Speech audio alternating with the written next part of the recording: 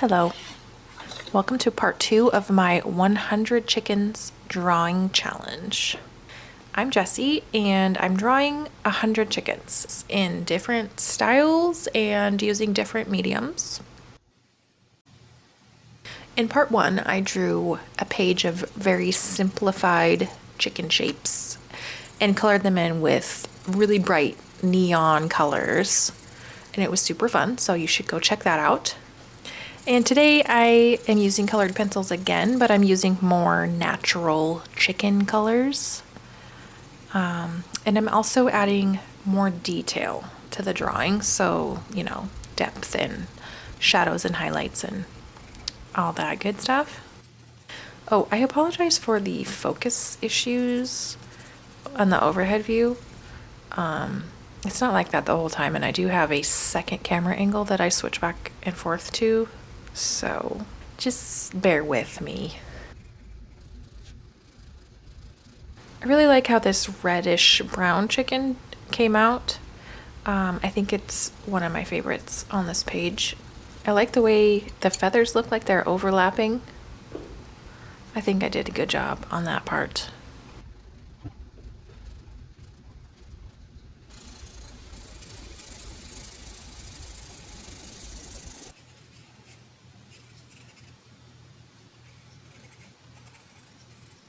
I am a beginner with these colored pencils, so I'm just learning how to use them, how they layer and blend and all that.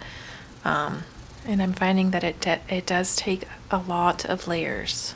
It takes a long time to build up the colors and fill in all the white spots. But I really like using the colored pencils because they are very easily accessible. They're not messy, and you don't need anything else besides the colored pencils, which it's not like with painting where you have to get a bunch of stuff out. I like being able to just pick up the pencils and draw and not have to worry about cleaning up a big mess or anything.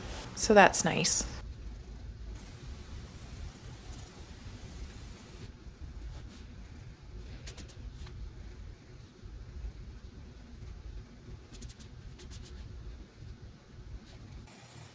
So I'm only drawing 4 chickens in this video because they took me quite a while. I drew a few before I started recording, and then I drew one afterwards that I'll show you too. I spent way too much time on them. If I'm gonna draw 100, I probably need to speed it up a little bit, but I think they turned out cool, so whatever. Maybe I didn't spend too much time. I was really struggling with the feet on all of these chickens, the feet and the beaks. I was kind of having a hard time with. I do really like how this one foot turned out. She's picking it up like she's gonna take a step, or standing on one foot or whatever. Okay, yeah, so this video is almost 20 minutes long, and what am I supposed to talk about for 20 minutes? There's people who could just sit here and talk about anything for 20 minutes and you would think that they were the most interesting person to listen to, and I just don't think that I'm one of those people. I think it's a talent, it's a gift that some people have, but it's a skill that I need to work on. I'm just not a very talkative person. I'm an introvert. I am an Enneagram 9. I'm a Scorpio, so I keep a lot of things to myself.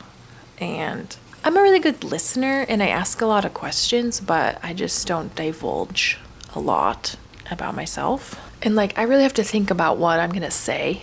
I think that a lot of people, they don't really think about what they're gonna say. They just start talking and stuff comes out and thoughts form as they're talking.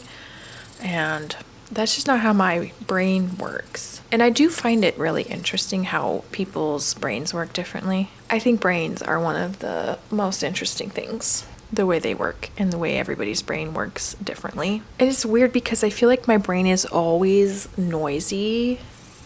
I have so many thoughts all the time. My brain is hardly ever quiet, but then when I go to say my thoughts out loud with my mouth, it's just oh, now my brain's gonna be quiet. Where did all those thoughts go? You know what I mean? And then there's people that don't have that internal monologue at all, which I just cannot wrap my brain around. What do you mean you don't have an internal monologue? Like what are your thoughts? If you're somebody that does not have an internal monologue, what are your thoughts? Are they not words? Do they not have words at all? I just find that so interesting and hard to imagine, because all my thoughts are words. Like, yeah, all my thoughts are words. Anyway, I actually really like the way this black chicken turned out too. It's my other favorite on this page. I wanted to try a different perspective, so I did the back view so you get to see his little chicken butt. I didn't think this one was going to turn out very good.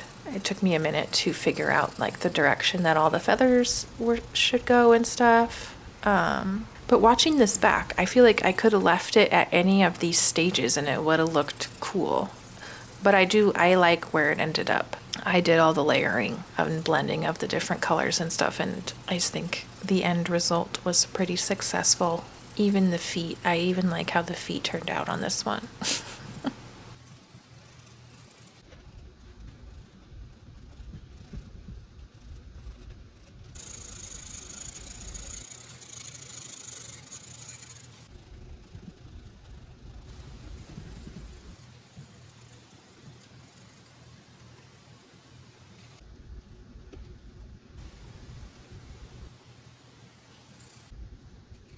100 is a lot in this context. It's a pretty big number. I think I've drawn at this point, this is only part 2 of the video, so I think I did 9 in the first one, and of this style of chicken I ended up doing, I think 9 again, but I don't know why I keep stopping at 9 and not just going all the way to 10. So 18. I've drawn 18 chickens so far. So I've got a long way to go, but my motivation is still high so far. I'm still excited about it, and so I'm still feeling pretty good about it. I'm still excited. There's stuff that I'm still excited to try, different mediums and stuff. So if I don't make it all the way to 100, I will make it pretty close.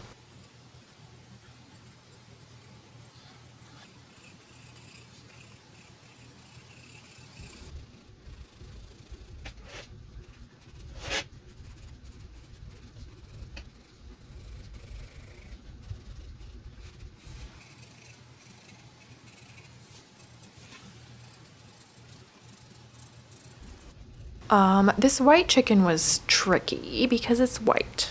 I don't know, I think I did okay on it though. Her feet was a little funky, but that's okay. And I added this pop of hot pink for fun because I can't leave the white space. I don't know, I've got an issue with leaving the white space, I guess. So I popped a little bit of pink in there, and that was fun. In the picture there was yellow spots on this chicken too, so I added those.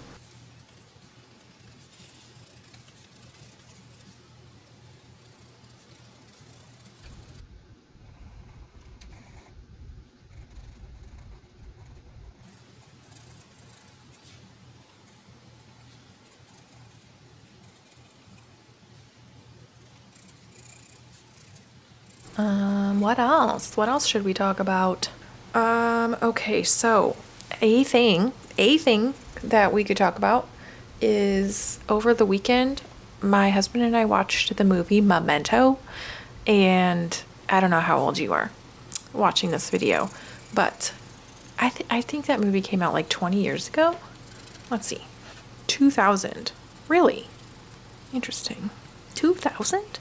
That's actually earlier than I thought. So I watched it when I was in college, and it was a couple years old by the time I saw it. Anyway, back then I watched it multiple times because I thought it was like the best movie that I'd ever seen. I just thought it was so cool. I love the structure of it, how it went backwards, and the main character has a memory loss issue. So it was like, if you've never seen it, it goes backwards in small chunks of time. So it works. It's like you're in his brain and you're figuring out the story with him. And I just love that about it. And I still love that about it. Anyway, so we watched it over the weekend, and when it was over, my husband and I were discussing it, and he was like, I'm kind of confused about how it ended. And I was like, what are you talking about? Like, this is what happened. And he's like, yeah, but like, I don't want to spoil anything. So my point is, he thought the ending was very ambiguous. And I have always thought that the ending was so clear, like the explanation was the explanation. I never thought that it was ambiguous at all. But now I can definitely see how it could be interpreted different ways. And that just kind of blew my mind. So that was interesting. Just another example how people's brains work in different ways. Do you know it? Do you know the movie? What did you think of the ending? Did you think that it was explained and you accepted the explanation, or did you think like, I don't know. I don't think that's really what happened. Part of the reason why I loved it so much was because the ending, it made sense. The ending made sense to me, but I can absolutely see like, why would you believe that ending? I can see that. Either way, not a bad movie. Even 20 years later, still pretty good.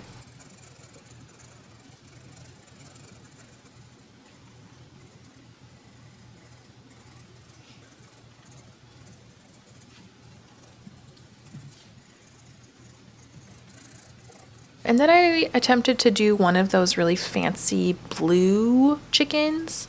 They're like called lace, something lace chickens. And this one was really, really a challenge.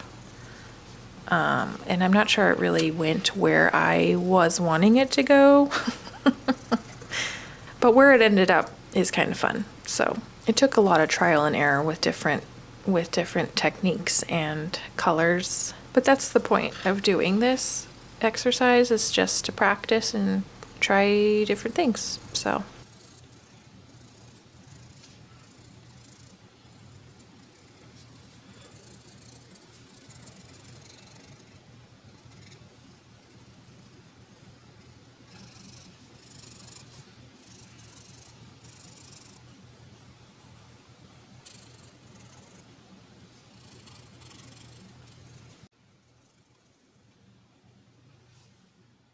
this is the finished page. I just look at that black chicken. I just love how it turned out. And then these two look like they're looking at each other like, did you just see that? Are you seeing what I'm seeing? Oh, this blue chicken, I ended up going in with a white paint pen and a black ink pen and just like outlining feathers and adding some highlights and stuff. And I think it turned out looking really cool. Like, it looks kind of comic bookish or something. It looks really different than anything else that I've ever drawn. So that's cool. And that's kind of the point of doing this too. So I did another one. I tried another one that was like that. These were the ones that I drew before I started recording. Look at that one. And I think they turned out pretty good too. I think all of these turned out pretty good. I'm happy with how all of them turned out. This gal, she turned out kind of funny looking because she was way bigger than I wanted her to be, but I liked her posture and her facial expression, so. Okay, so that's it for part 2. Thank you for watching, and make sure you subscribe so you can catch part 3, and I will see you next time. Bye.